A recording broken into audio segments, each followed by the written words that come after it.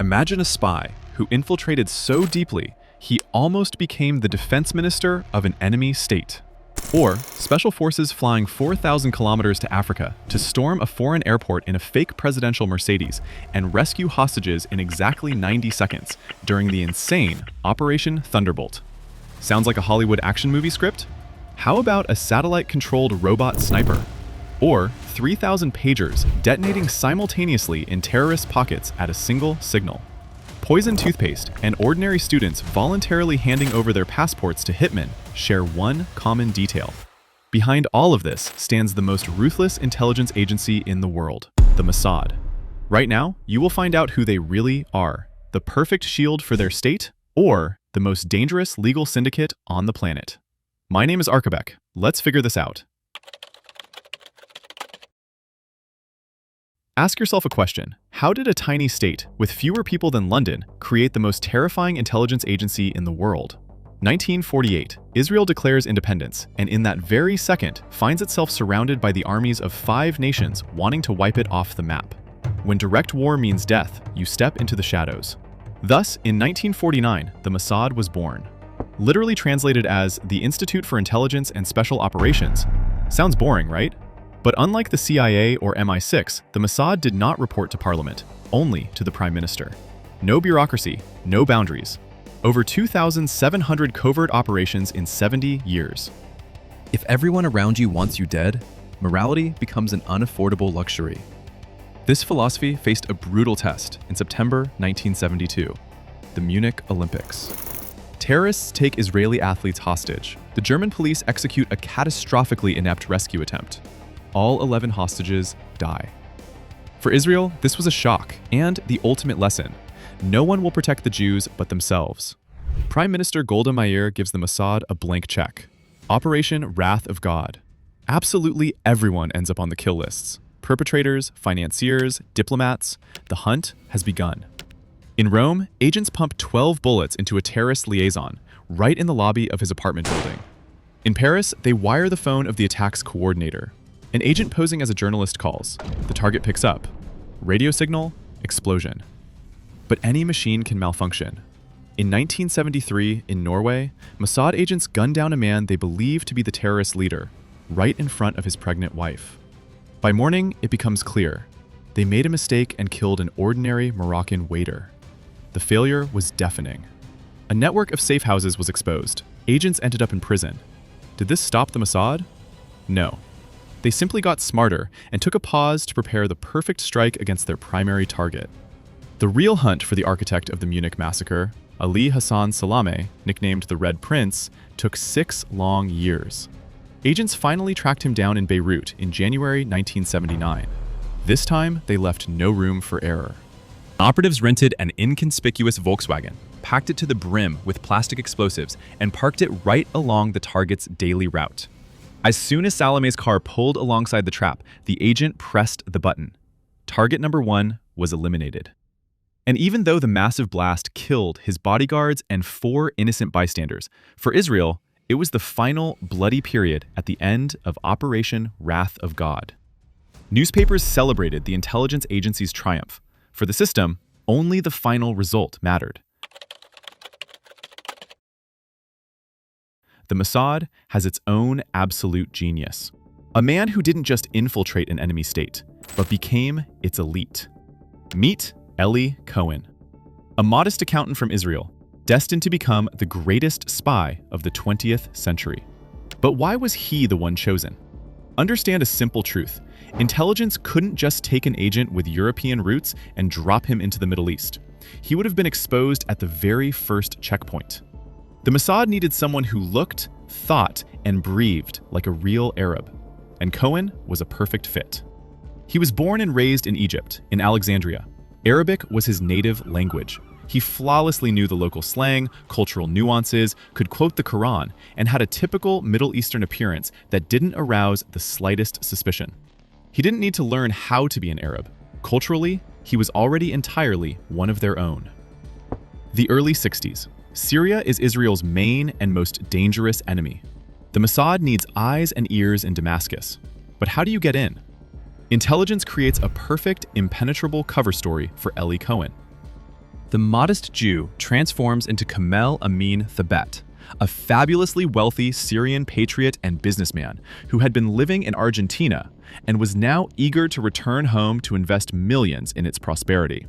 Cohen is sent to Buenos Aires, where he quickly becomes a star of the Syrian diaspora.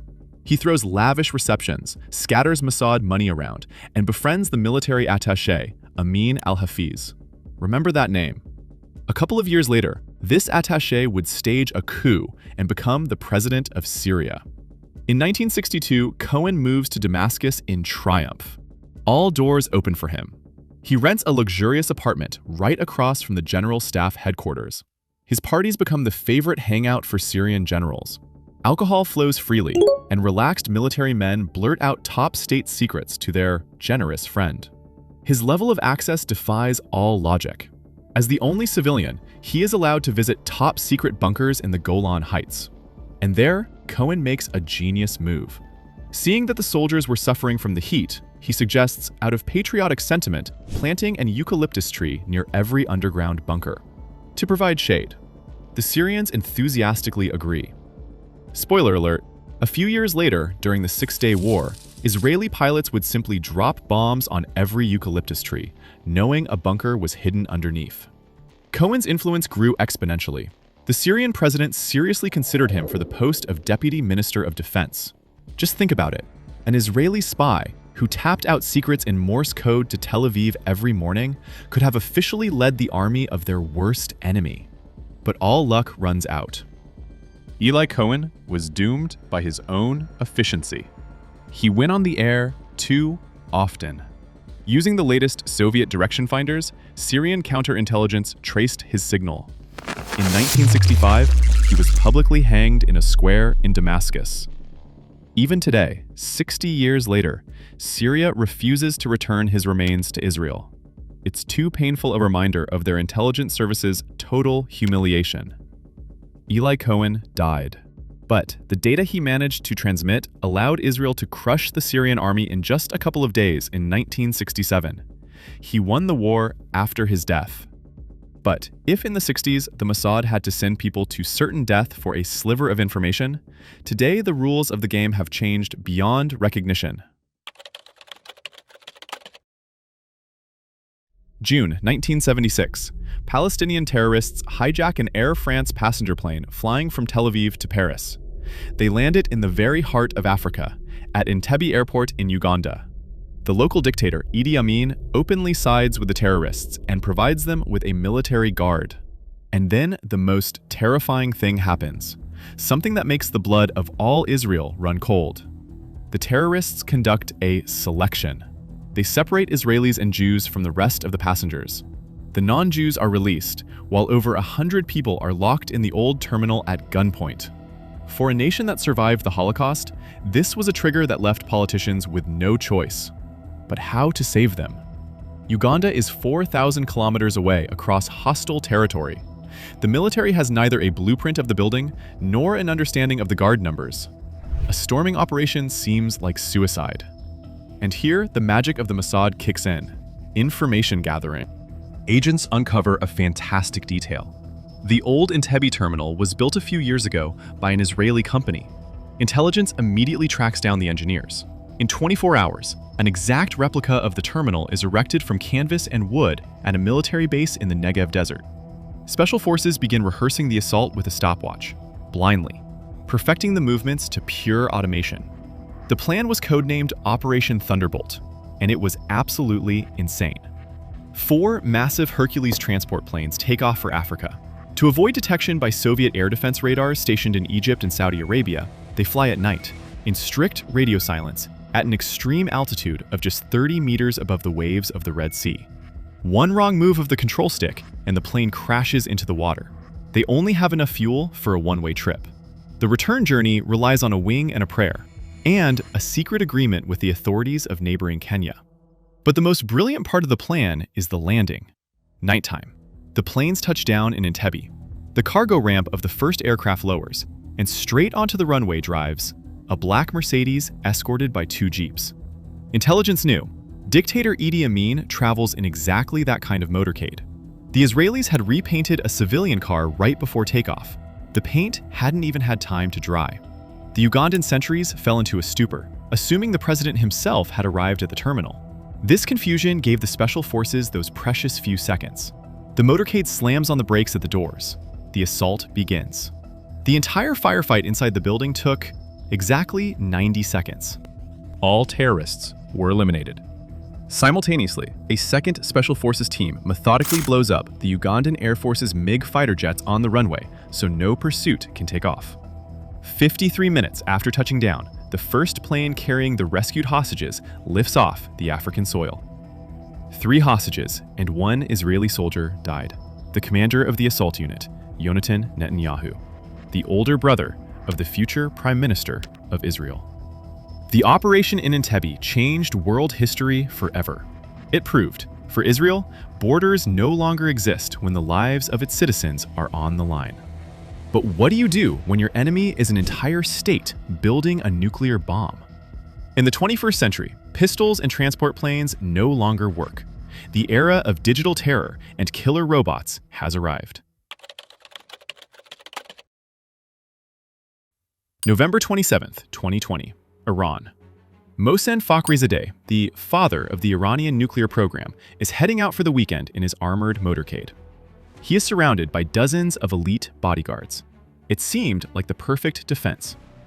On the side of the highway sits an old, inconspicuous pickup truck.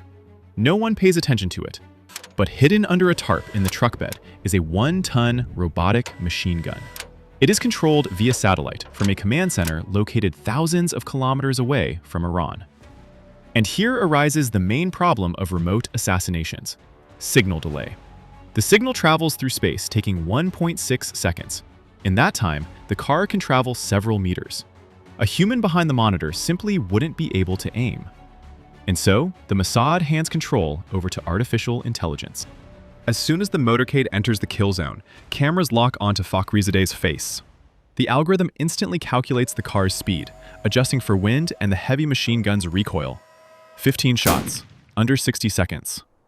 The physicist's wife, sitting just centimeters away from him, didn't get a single scratch. The surgical precision of a machine. The man, protected by an entire army, is gone.